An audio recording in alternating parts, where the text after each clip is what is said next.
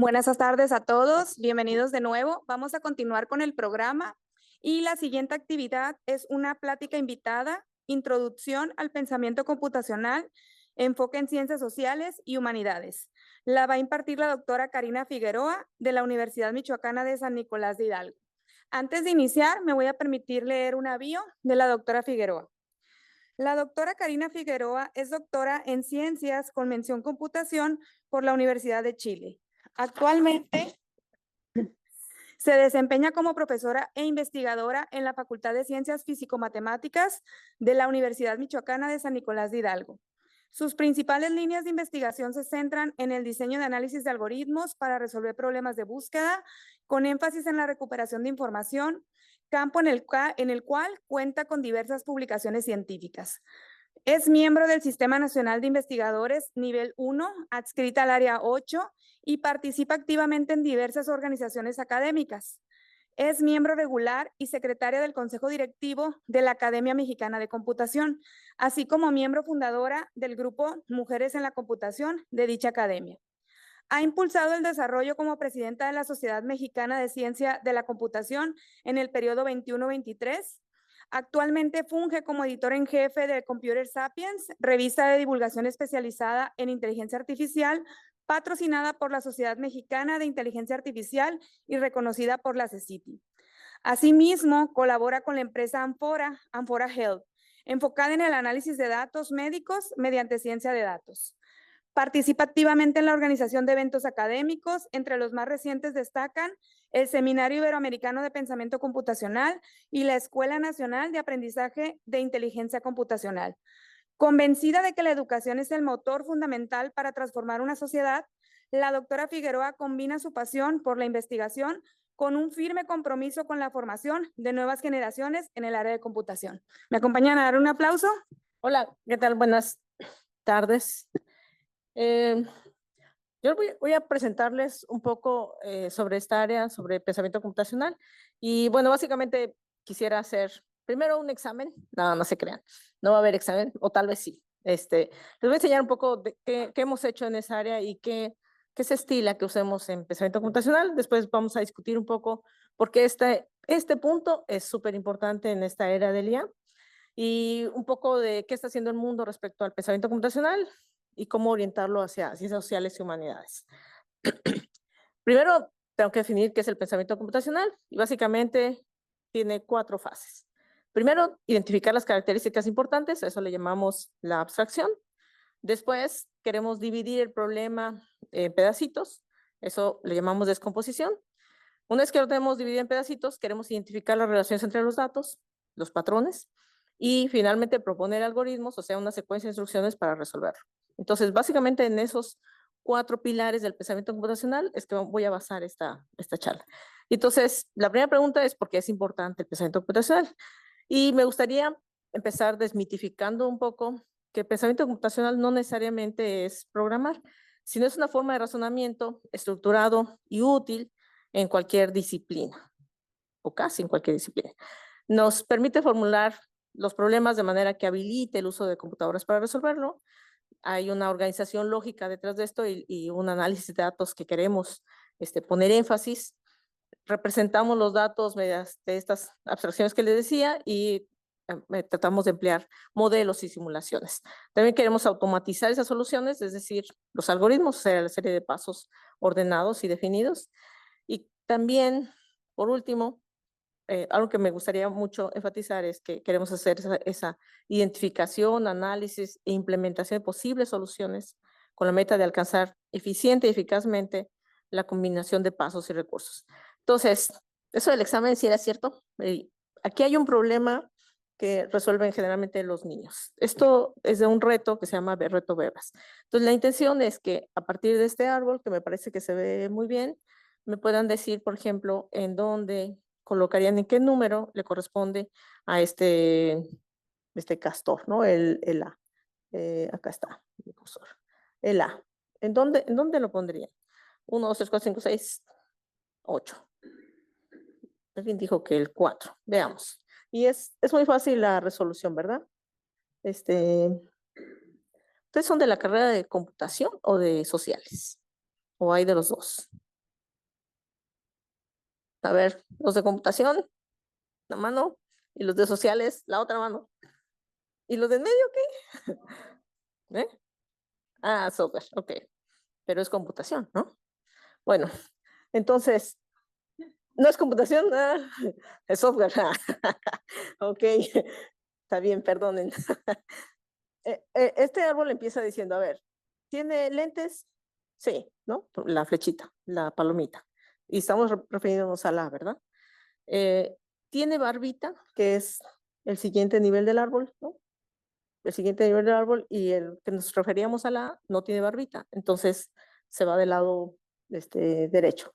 Y la siguiente pregunta es, ¿tiene sombrero? No, no tiene sombrero, entonces va al 4. Efectivamente va al 4. ¿Y el B? Dio el B, va al 8, ¿no? Entonces uno podría seguir con el resto de los castores. Este tipo de problemas se llaman, o sea, hay toda una comunidad, más de 150 países que participan en un reto que se llama Reto Bebras. Específicamente, ponen este tipo de problemas a niños desde primaria hasta el nivel de preparatoria. Y la intención es, por ejemplo, en este caso de los castores y todo este diagrama, ustedes saben que este diagrama se llama árboles de decisión, ¿no? Y entonces, en estos castores, pues se ilustra que si tiene gafas, que si tiene sombrero, etcétera, y hacia dónde va. Y es muy fácil llevar este tipo de árbol de decisión a un problema de la vida real. Por ejemplo, un médico, ¿no? Entonces, si dice, el primer nivel dice, eh, el primer nivel debería decir, ¿tienes el cuerpo cortado? Sí, ¿no? ¿Tienes fiebre? Sí. ¿Tienes flujo nasal? Sí. Entonces, lo más seguro es que tengas gripa, por decir una enfermedad. Entonces, uno puede tener en un árbol de decisión problemas, por ejemplo, asociados a la salud, pero eso no es todo la parte más importante, porque eh, hay muchas personas trabajando en el mundo sobre los algoritmos que son explicables. Un árbol de decisión es explicable y uno sabe qué porcentaje y basado en qué algoritmo decides ciertos patrones en los datos. Pero bueno, es una manera de ilustrar en qué consisten ese tipo de retos a los que queremos llevar a los niños. En particular, en México se hizo el primer reto Bebras el año pasado precisamente. Este año va a cerrar la convocatoria el 21 de noviembre de 2025. Si ustedes conocen a niños o hay niños pequeños que estén cerca de ustedes, invítenos, es completamente gratuito, el examen es en línea y tiene que ver con este tipo de ejercicios que yo les presentaba hace un ratito. Entonces, en particular, el pensamiento computacional contextualizado en las ciencias sociales, lo que queremos es estos pilares que les decía, la descomposición. Por ejemplo, queremos dividir un fenómeno social complejo, como la migración, en factores analizables. Eso es la descomposición, ¿verdad? Y en términos de otro de los pilares, el reconocimiento de patrones, queremos detectar similitudes en textos históricos o narrativas mediáticas, por ejemplo, o en la abstracción, queremos crear modelos conceptuales, por ejemplo, redes sociales de interacción, o en el diseño de algoritmos queremos definir pasos para analizar corpus textuales o datos de encuestas. En particular, tengo muchos años trabajando en pensamiento computacional también por simplemente me llama mucho la atención. He participado como delegada delegada estatal de la Olimpiada de Informática en Michoacán, como entre el 2008 y 2013, en el Tianguis de la Ciencia. El Tianguis de la Ciencia, te voy a platicar qué es.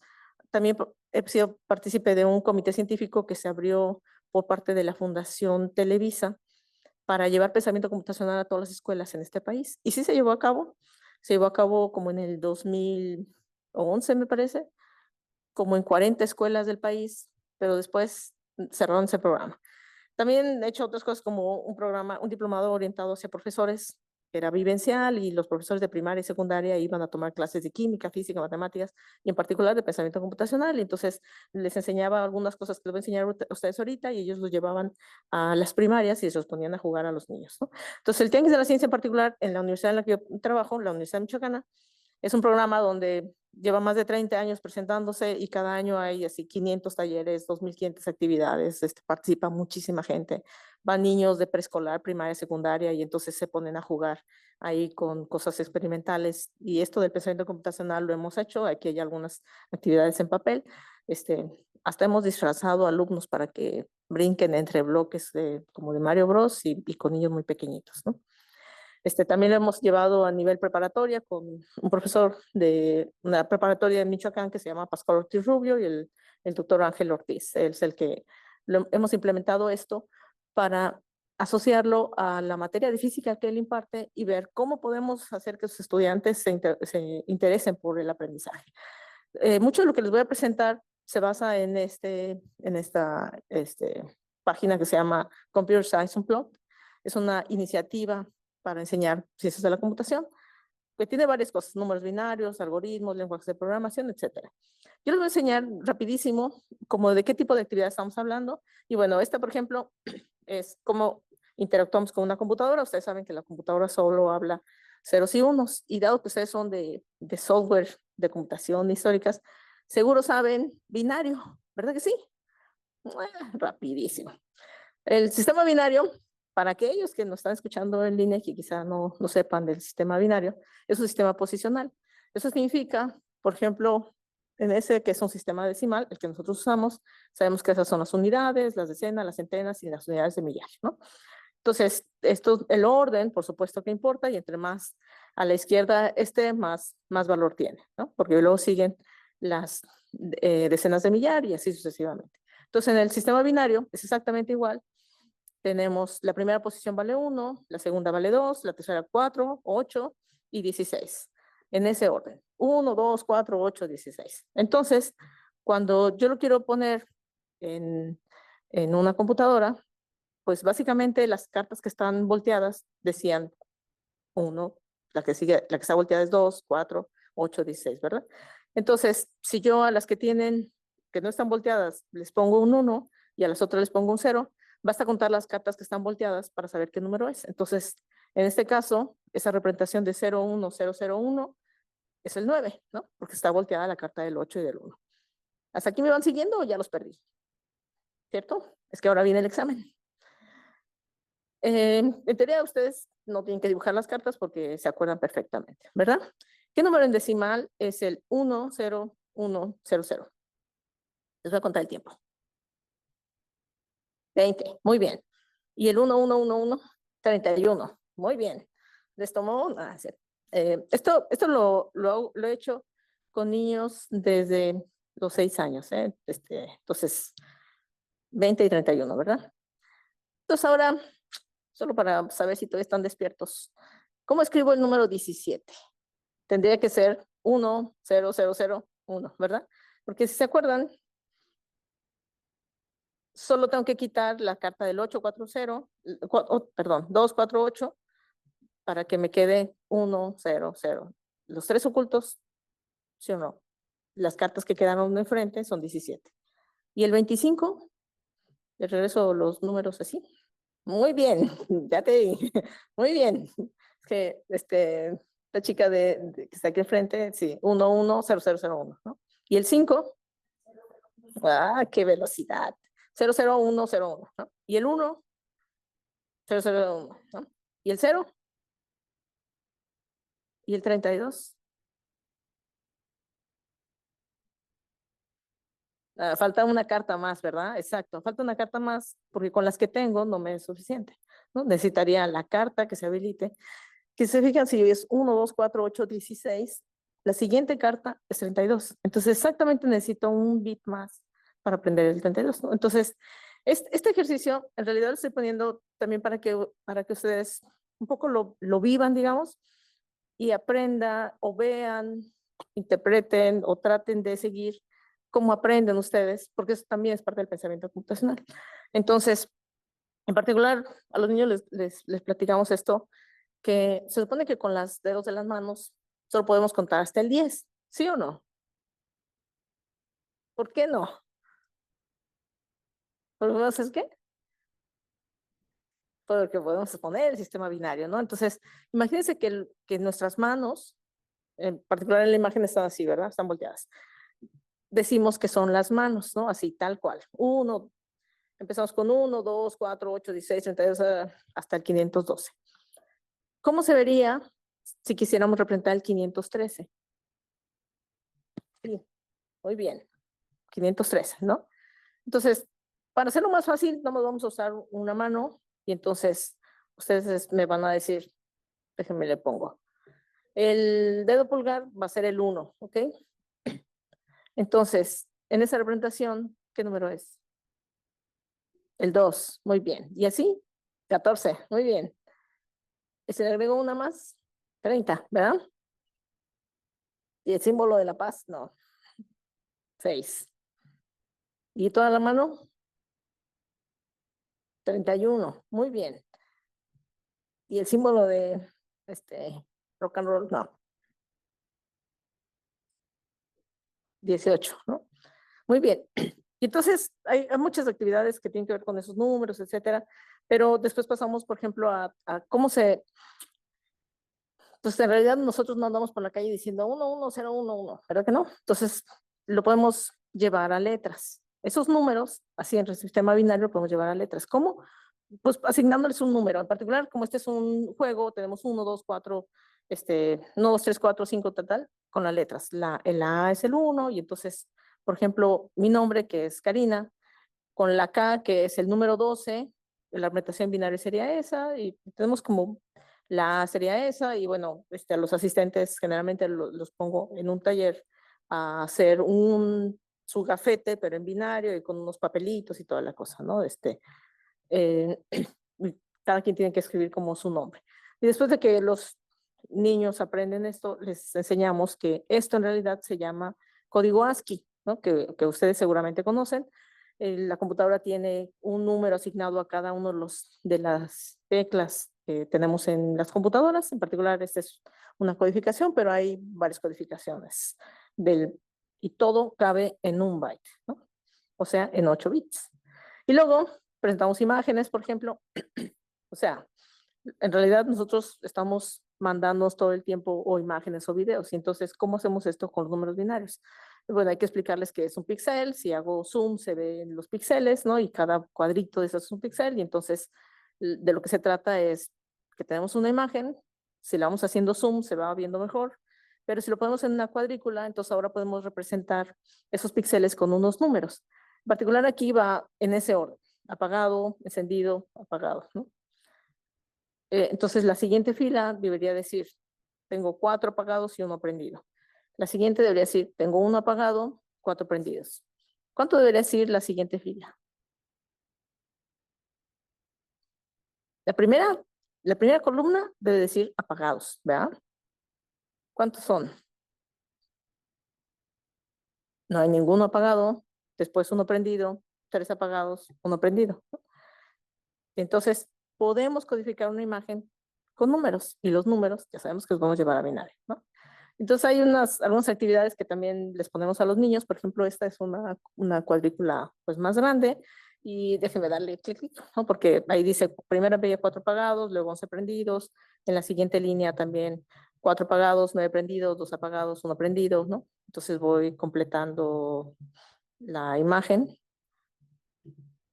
y lo que tenemos al final es pues una tacita, ¿no? Y entonces a los niños en estos talleres les damos varias imágenes y ellos hacen algunos rellenos. Todo este material lo tengo, digamos, como para compartir. Entonces, si alguien lo quiere llevar a una escuela, me escribe y les paso el material y lo podemos implementar en las escuelas que quieran, ¿no? Ya después de que sabemos eso, también les podemos enseñar a programar muy rápidamente. Este es un robot que utiliza mucha gente también en el mundo, y está en el celular, es una aplicación, se juega, se llama Livebot. Livebot Hour es la versión gratuita y tiene estos niveles. Entonces, de lo que se trata es que este robot tiene que prender los pisos que están más azules, ¿no? Por ejemplo, en este caso es el último después de llegar, y solo tiene estas instrucciones. La primera flecha es avanzar, después es cuando prendes un foquito, cuando giras a la izquierda, cuando giras a la derecha, o cuando tienes que saltar para subir o bajar escalones. Y entonces, en este caso, por ejemplo, para resolver esta tarea, tendría que avanzar una vez, avanzar otra vez, y como ya llegué al foco, entonces prenderlo. Y vienen retos muchos más interesantes. En particular, me parece que este es uno de los retos que hay que seguir. Entonces, ustedes saben que podría primero doblar a la izquierda, subir, bajar. Cuando llega al final, gira a la derecha, avanza hasta el final y prende el foquito. O podría seguir derecho y después girar y tan, tan. Entonces, del lado derecho, uno tiene que poner las instrucciones de este robot aquí, ¿no? Decir cuáles son. Y bueno, en particular esas son, pero les voy a enseñar un video de cómo se ve este robotcito. Esperemos que funcione el video.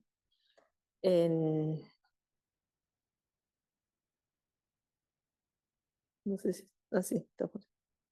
Y prende el robotcito, ¿no?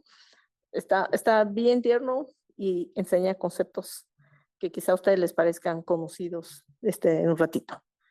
Una vez que ya pasamos como el primer nivel donde hay que aprender a girar y prender slot, etcétera, uno les puede enseñar procedimientos, que si se fijan son las funciones o los métodos de los lenguajes de programación. Entonces, hay una fichita que se llama procedimiento 1 y los estudiantes tienen que aprender a identificar esos patrones de los que les hablaba hace rato, ponerlos en un procedimiento de manera que cuando llamen al procedimiento 1, entonces ese procedimiento vaya y haga las instrucciones que están acá a la derecha.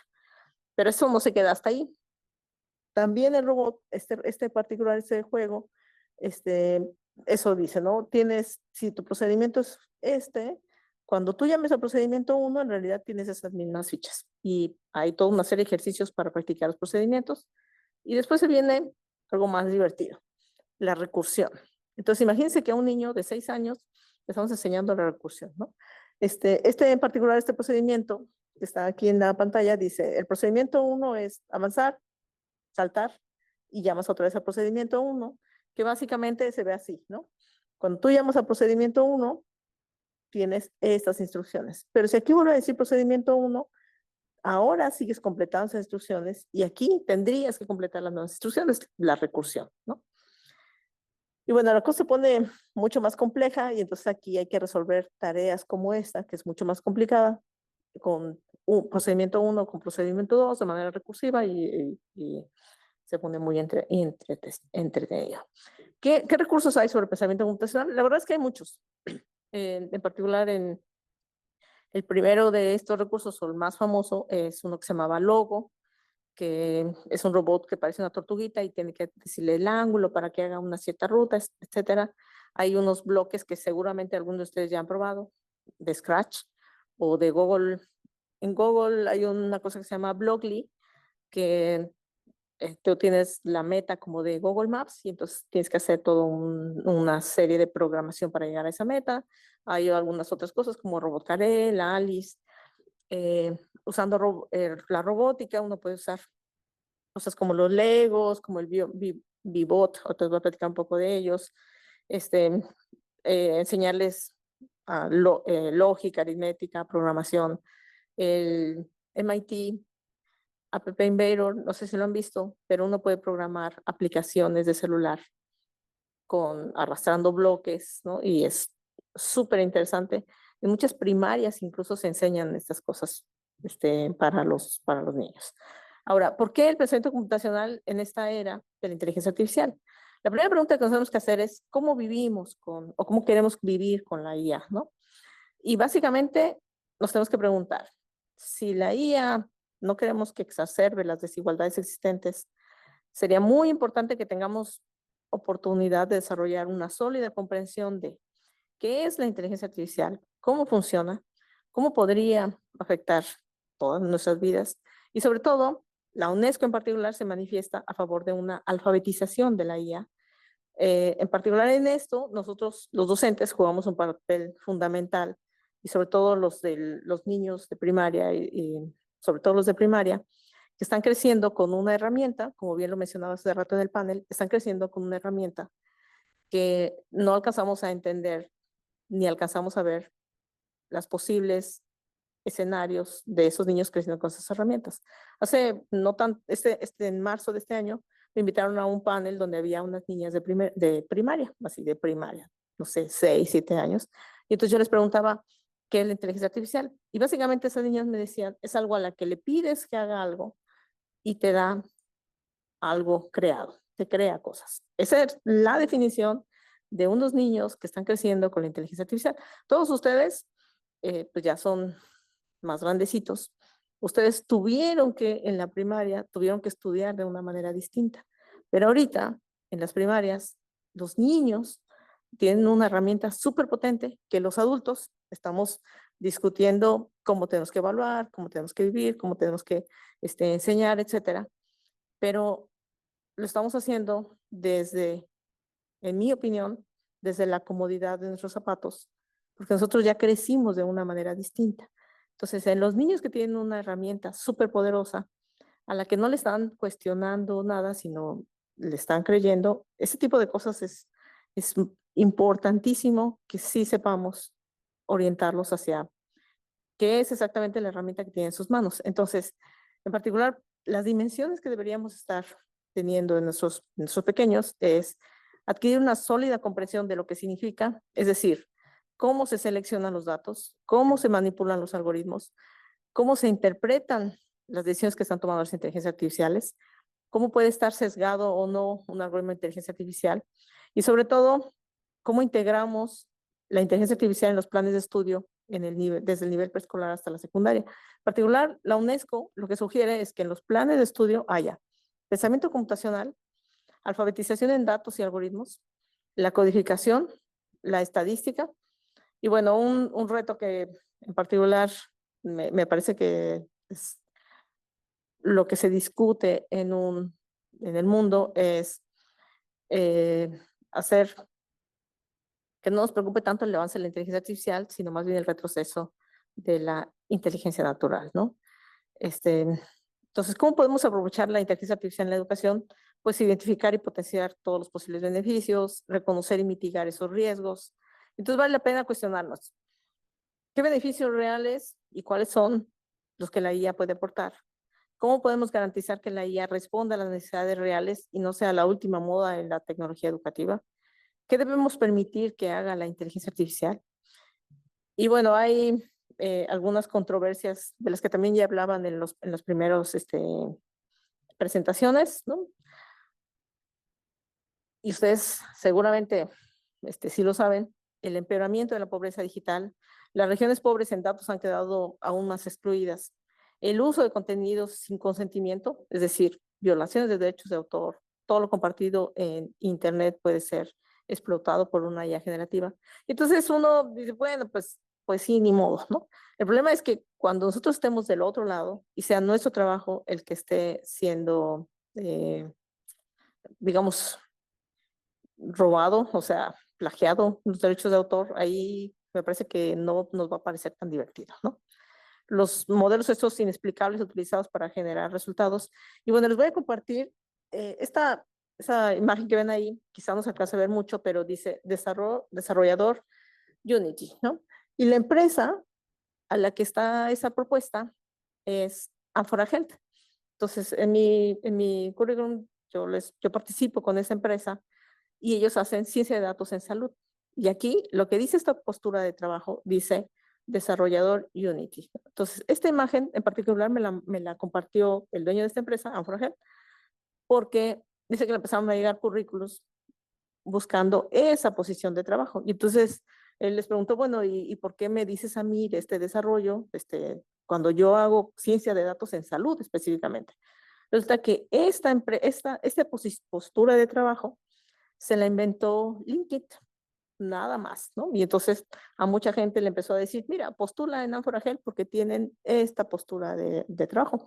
Y es completamente falsa la generación de esta postura de trabajo que la sacaron en LinkedIn, ¿no? Nomás para que vean de qué estamos hablando con la IA generativa. O sea, sabemos que se pueden inventar cosas, ¿no? Sabemos que si le pregunto a un modelo de lenguaje se va a equivocar, sabemos que podría tener algunas alucinaciones, etcétera, pero ¿a qué grado estamos generando este contenido tan falso como esta postura, ¿no? Entonces, el contenido generado realmente está contaminando el Internet y supone un riesgo recursivo, por supuesto. Nuestra falta de comprensión del mundo real, es decir, estos GPTs, que hay una discusión ahí si son loros estadísticos, ¿no? Estocásticos o no, porque el conferencista en la mañana decía que los loros tienen más inteligencia que estas cosas, ¿no? Reducir la diversidad de opiniones, imaginar aún más las voces imaginadas. Entonces hay con muchas controversias respecto a la IA generativa, a la exposición a la que estamos poniendo nuestros niños sobre las ideas generativas, esta generación de deepfakes más sofisticados, por ejemplo. Entonces, en términos de pensamiento computacional, en China, estos algoritmos y el pensamiento computacional son estándares desde el 2017. En Estados Unidos, por supuesto que se enseña a codificar a la IA a los infantes. En Singapur también, por supuesto, hay robots humanoides. Y entonces uno ve estos países y dice, bueno, sí, pero es primer mundo y ahí siempre están, ¿no? Adolescentes en IA, tienen muchas iniciativas. Pero ¿qué se ha hecho en América Latina respecto a pensamiento computacional? Y aquí viene la parte triste. O sea, triste para México, porque Uruguay lo tiene como política pública. Pensamiento computacional es parte de la política pública de Uruguay. Colombia lo tiene declarado en su constitución. Es decir, su constitución dice, todas las personas tienen que saber leer, escribir y saber pensamiento computacional. Y entonces el Ministerio de Tecnología y Comunicación tiene programas asociados para enseñar pensamiento computacional. Argentina tiene un programa muy famoso que se llama Program.ar. En México, esta iniciativa que les decía de Fundación Televisa, se llama, el programa se llamaba Quantrix, estuvo un tiempo en algunas escuelas de Pachuca, de Hidalgo, lo estuvieron implementando, pero se acabó. La UNESCO tiene mucho material para producirlo. Y fíjense, les voy a enseñar este robot que se llama Roversa, de Colombia. Es un programa, esto lo acaban de presentar en el último seminario de pensamiento computacional. Pero la gracia es que el Ministerio de Educación puso dinero para que todas las escuelas pudieran tener este robotito y entonces las escuelas participan sin que a los profesores les paguen más, por ejemplo. Entonces, en muchas escuelas marginadas en Colombia tienen este robot que tienen que programar para que vaya a hacer estos caminos, ¿no? Por ejemplo, le dicen, tienes que llegar a tal punto, y entonces son niños los que están participando en esos programas, pero le están metiendo dinero Colombia a su programa.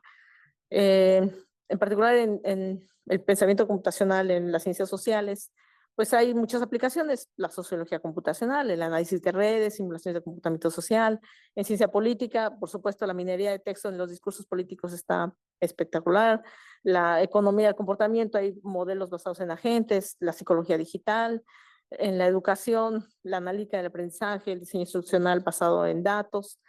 No sé si han escuchado en el radio, al menos yo lo he escuchado en Michoacán, en México, una cosa que se llama Alfonsina, que es un chatbot del Tribunal Electoral.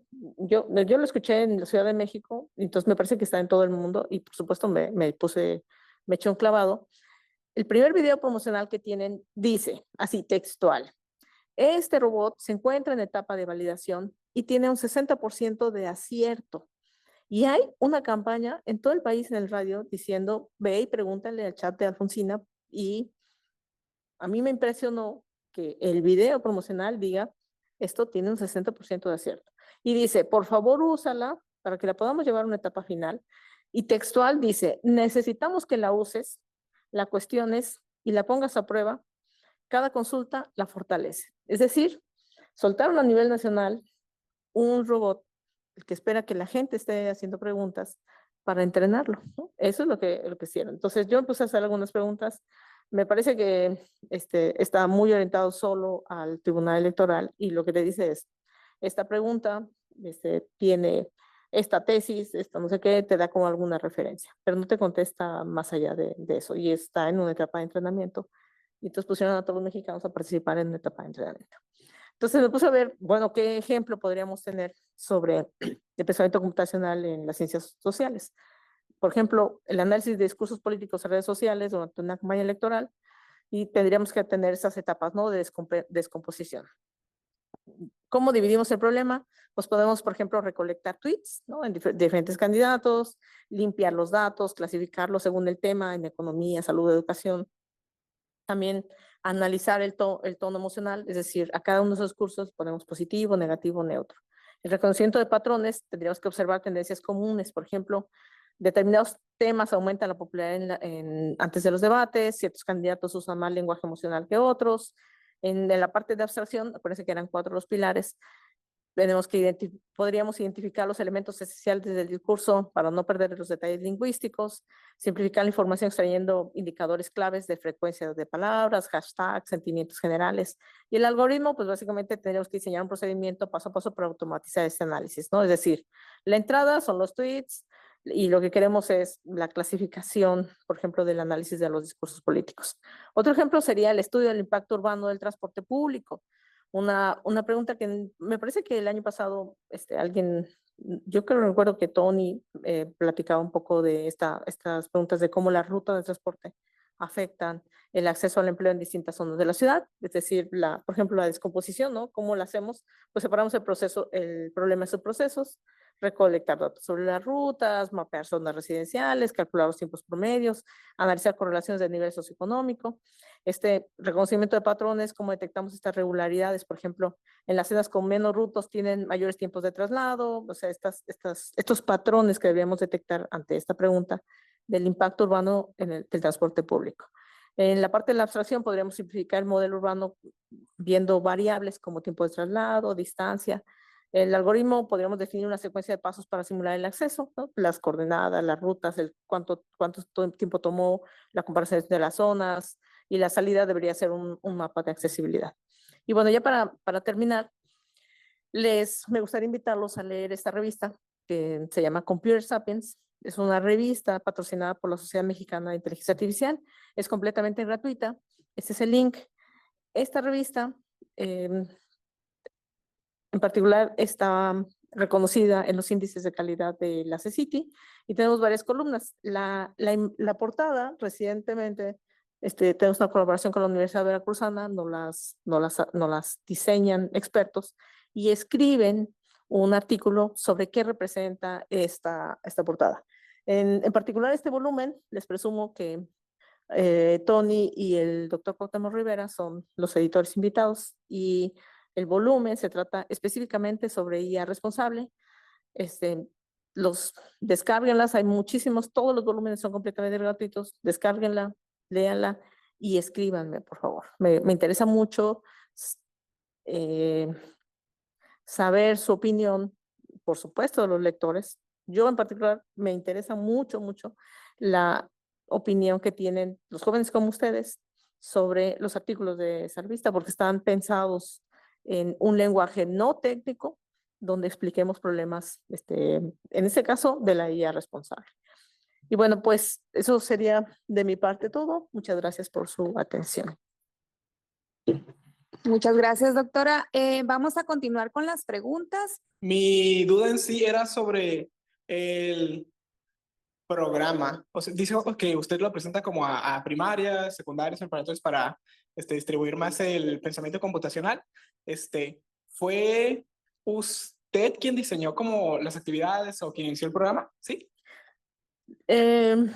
A ver, sí he diseñado las actividades, pero no necesariamente son mi creación. O sea, le he puesto cosas adicionales a ese programa, pero no es un programa que exista en algún lado donde yo me haya sumado, sino al principio lo empecé a hacer por hobby y después me di cuenta que había todo un área de investigación de pensamiento computacional y entonces ahora, cuando ya empecé a leer sobre pensamiento computacional y que veo el impacto que puede tener en los niños de primaria, entonces ahora lo llevamos a ese programa.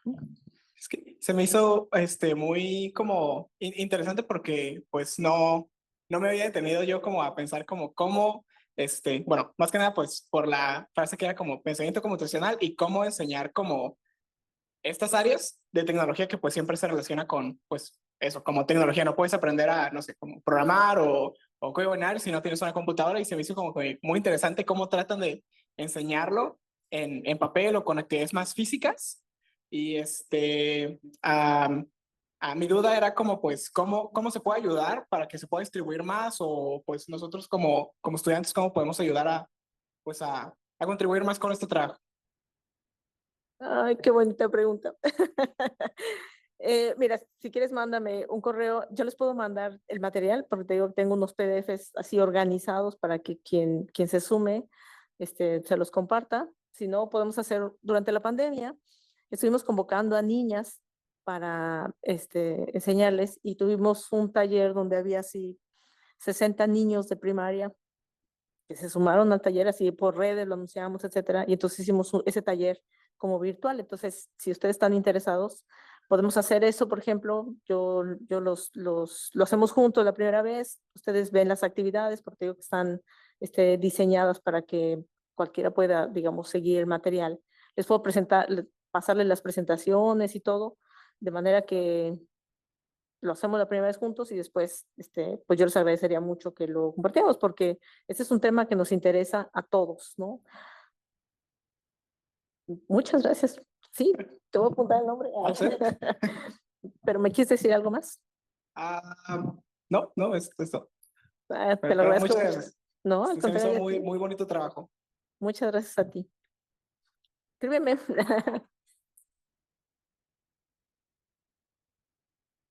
Hola Karina, preguntan nuestros invitados en línea.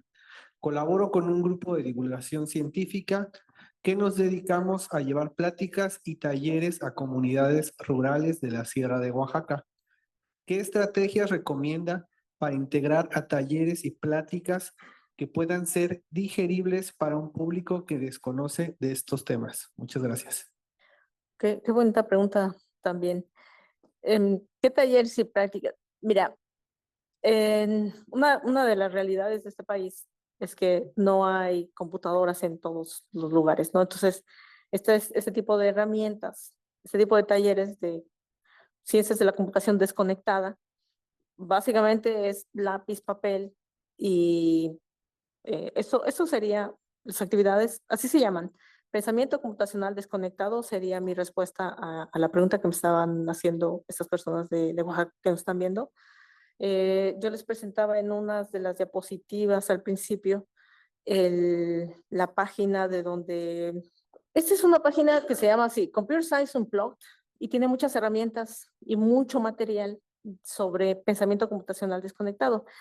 Por ejemplo, algo que yo no presenté aquí, pero lo tiene estas herramientas, es los algoritmos. Entonces pueden presentar algoritmos de ordenamiento, algoritmos de búsqueda. Entonces, en particular, en las comunidades rurales, yo les recomendaría que lleven este tipo de actividades, porque no necesitamos ni siquiera luz para prender una computadora, cosas por el estilo. Y sobre todo lo que queremos es que los niños aprendan a estimular su pensamiento, pero de una manera ordenada. Digo, cualquier trabajo necesita una manera ordenada. Por ejemplo, un taxista entre un punto y otro tiene que encontrar el camino más corto, cambiar una llanta también se necesita un algoritmo, una estrategia, etcétera. Entonces, este podría ser un material muy interesante para comunidades rurales, por ejemplo. Muchas gracias por la pregunta. Igual, si me pueden escribir, les puedo pasar más material que yo sé que existe disponible. ¿Qué tal? Buenas tardes. Perdona. Muy interesante la plática y los enfoques. Yo también soy profesor a nivel universitario. Colaboro con la OMI de manera estatal. Y igual, ¿verdad? Les hacemos la invitación. En UABC hay varios grupos, en la Facultad de Ciencias, en la Facultad de Ingeniería, y hay grupos que se dedican a trabajar, por ejemplo, con la doctora Karina, con puras chicas, ¿no? De distintos niveles educativos. Perdón, ahora, mi pregunta. Hemos ido con los chicos desde el nivel kinder, primaria, y son bien receptivos. Pero ya cuando llegamos a preparatoria, híjole, ¿verdad? No quisiera decirlo, pero a veces es frustrante porque pues después de trabajar con los chicos, con los más pequeños, ¿verdad? Que son súper cariñosos y además pues también tienen su forma intuitiva de trabajar. Ya cuando llega uno con los chicos de prepa, que pues es, ahora sí, la fuente principal que andamos buscando para que ingresen a estas áreas de TI, ya no. Sí. No sé qué estrategias nos pueda recomendar, ¿verdad? Para seguir incidiendo en ese nivel educativo. Qué buen punto. ¿Quién sabe qué les ocurre a los a los niños cuando llegan a esas etapas. En particular con este profesor que yo les enseñaba en una de las diapositivas, él da clases en preparatoria y entonces me manifestaba exactamente eso, ¿no? Los niños ya no quieren aprender, él les da física y entonces es como un problema tener otra vez su atención, su tal, ¿no? En las prepas hemos hecho varias estrategias, en particular con el grupo de este profesor, y una de ellas ha sido de Livebot, ¿no? Él también ha hecho toda una estrategia. En el último artículo que escribimos con él,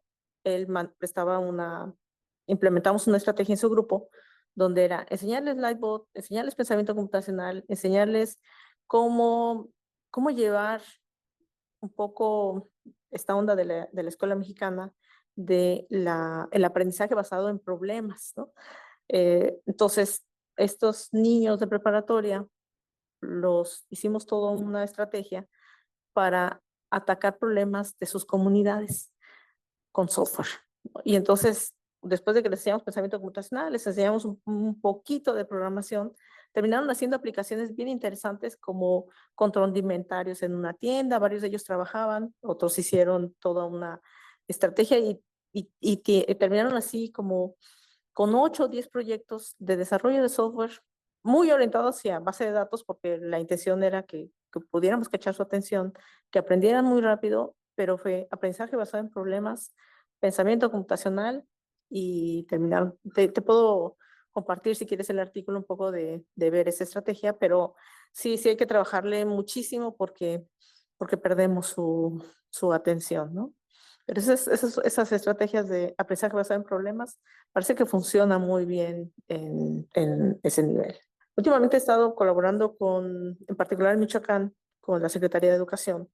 De hecho, en unos días voy a dar una plática con ellos donde les enseño pensamiento computacional orientado hacia el STEM, ¿no?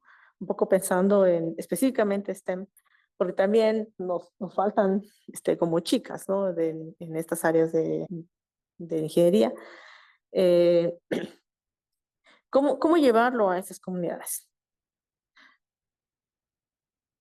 Qué buena pregunta.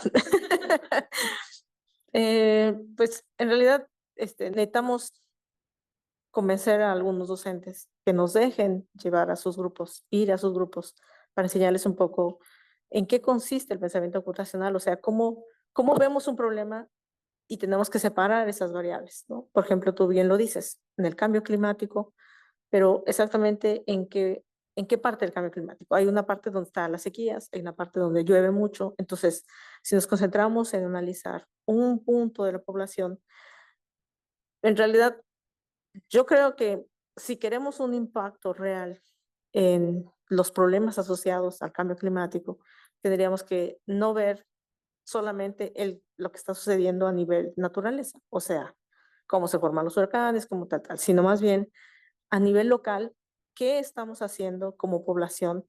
¿Qué estamos haciendo con todas las cosas que utilizamos? Eso incluye, por ejemplo, las baterías de los celulares, la ropa que nos cambiamos, todas esas cosas están teniendo este impacto.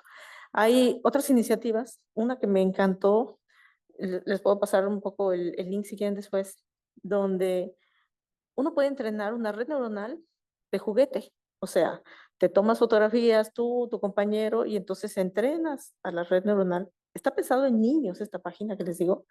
Entrenas a la red, sonríes tal, y las etiquetas, aquí estoy sonriendo, aquí no. Y entonces uno puede ver en ese tipo de páginas, por ejemplo, puedes ver el sesgo del algoritmo, porque tú podrías estar así con una carota y decir, estoy contento.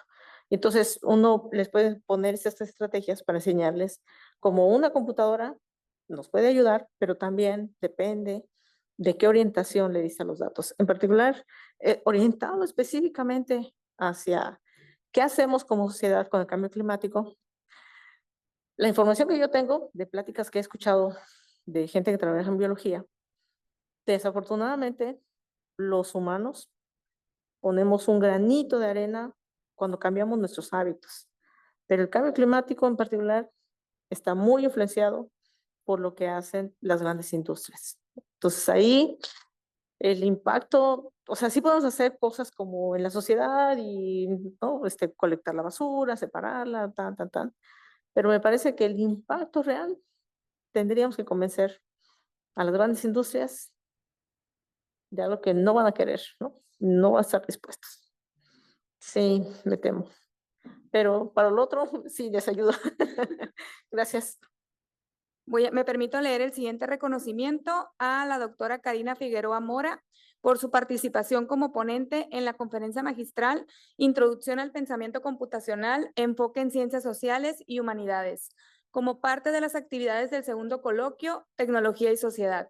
Firman los coordinadores, el doctor José Antonio García Macías y el doctor Diego Alfredo Pérez Rivas. ¿Me acompaña a darle un aplauso?